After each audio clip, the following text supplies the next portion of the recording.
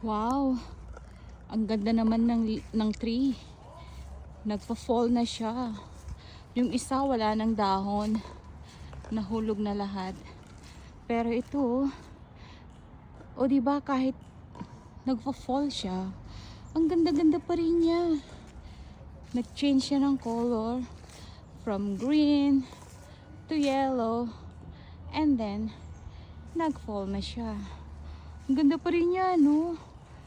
Yung bang ang sarap pa rin niyang panoorin at yan, video, picture kahit nagpo-fall na.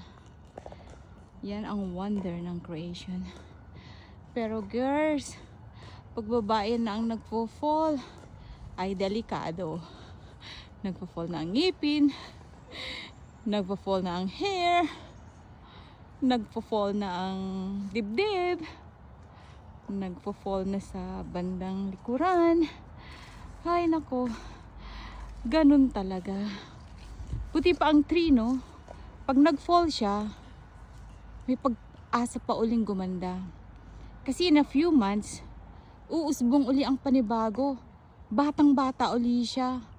Green na green. O diba? After ng fall, maganda na uli yung tree. Pero pag babae ang nag-fall, ay nako, tanggap na this. Yung may pera, pwedeng magpa-facelift, pwedeng magpa-dibdib lift, butt lift, at kung ano-ano pang lift. Pero yung mga walang perang katulad ko, fall is fall. Fallen ngipin, fallen hair. Tapos, pag pumuti yung hair, hindi na siya uli babalik sa pagiging black. Ganun talaga. Tanggap na this. O diba girls? Pwede namang mag-makeup. So, habang yang, alagaan ang sarili. Okay? Kasi hindi tayo katulad ng trees na pag nag-fall, may pag-asa pang gumanda.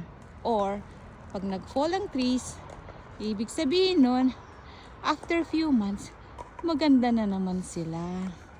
O diba? Kaya tayo, habang hindi pa nagpo-fall, alagaan ang sarili para hindi mapabilis ang pag-fall. Real talk lang.